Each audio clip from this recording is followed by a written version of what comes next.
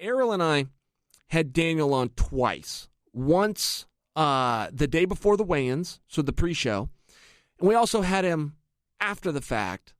And I also saw him a number of weeks ago before my last fight. I went out to his gym and did a workout, but it was a little one-on-one time with Daniel.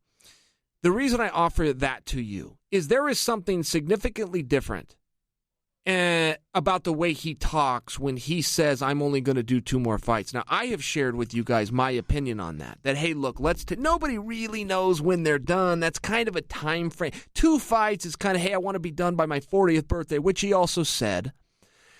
And if you look at that in relation to the birthday and in relation to how many fights that you get throughout the year, it equals 2. So my pushback was, look, Derrick Lewis was an extra fight, okay? You weren't expecting to have it as you map out your career and you think that you're going to take on Brock Lesnar in roughly January.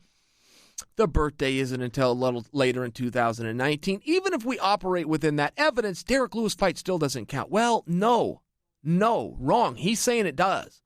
But there's something different about the way he's saying it. He is saying that the Brock one will be his first fight. He is saying not only do I not need, not even looking to a trilogy with Jon Jones, but there is something different about the way he is saying it. There is something very matter of fact. This is the reality. Very candid, very open. There's no backdoor hustle going on here. There's no negotiating with Dana White, but using the media and my leaving of the sport to do. Not at all. In fact, he said, I'm going to do 2 more fights. Many of us assume that would be Brock Lesnar in perhaps January, and then Jon Jones later in the year, to which Daniel said, yeah, maybe.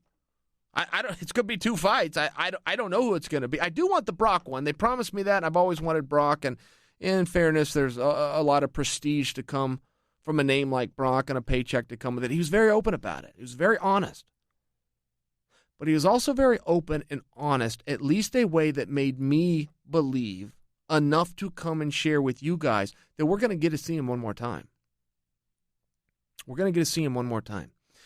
I had a very similar reaction. Again, fighters never know when they're done. Sometimes they are telling the truth. Sometimes they want to be begged. You see a lot of that too. Oh, no, you're so great. Please don't go. Yeah, there's that little kid aspect of it. And then largely it is a negotiation. Largely the negotiation begins. But I was not on this show, I was on Michael Bisping's show, which you guys should check out, by the way. He's a very good podcast, a lot of fun to listen to. But I was a guest on his show, and I turned the tables, and I asked him a question. I said, I don't think you're going to retire. I don't think you are retired, as a matter of fact. He's still working out. He's working out on the road doing shows. He's in the gym when he's at home. Those pictures are coming out on social media, and he hasn't gained a pound. Every fighter gains weight. Fighters gain weight between fights, let alone at retirement. Michael Bisping looks great. Said, I don't believe you. The way he responded, I knew he was telling the truth. Michael Bisping was done. I could tell by the way he responded there was no gamesmanship. I just have that same feeling enough to come and tell you guys, and I'm well aware that things change. Well aware. At least for right now. It is very sincere when Daniel Cormier says, I am going to fight Brock Lesnar, and then I am done. I thought that as you back up to the fight, too, and the last thing was the interview of the fight, and Daniel Cormier goes out there, and he has a lot of fun. He loves having that microphone. He loves working up the crowd for better or worse, and he has fun.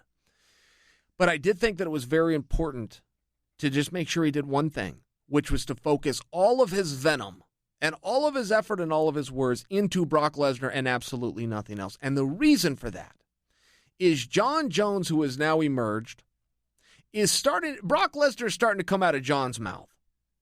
And in the moving parts, in the competitiveness of what is mixed martial arts, things change. And it's the fans' reaction to certain things that create said change. So if Jon Jones is able to build enough energy and enough momentum that it should be him versus Brock, there is a chance, even if slight, that something along those lines could happen. I think that Daniel is protected. I think that that's a big fight. I thought they had a great promo after the Stipe DC fight. And I also think if you're going to get Brock back, having the world championship on the line is part of the deal, all of which favor Daniel Cormier. But I did think, strategically speaking, and he's been very open to say that is the fight I want, that it did make sense, while Jon is now starting to speak up at least a little bit on Brock, that Daniel focus all of his efforts on Brock. And I think it's appropriate that he take Jon Jones out of his mouth. I've got no problem with that. There seems to be schoolyard antics trying to goat DC into sticking around and fighting Jon Jones.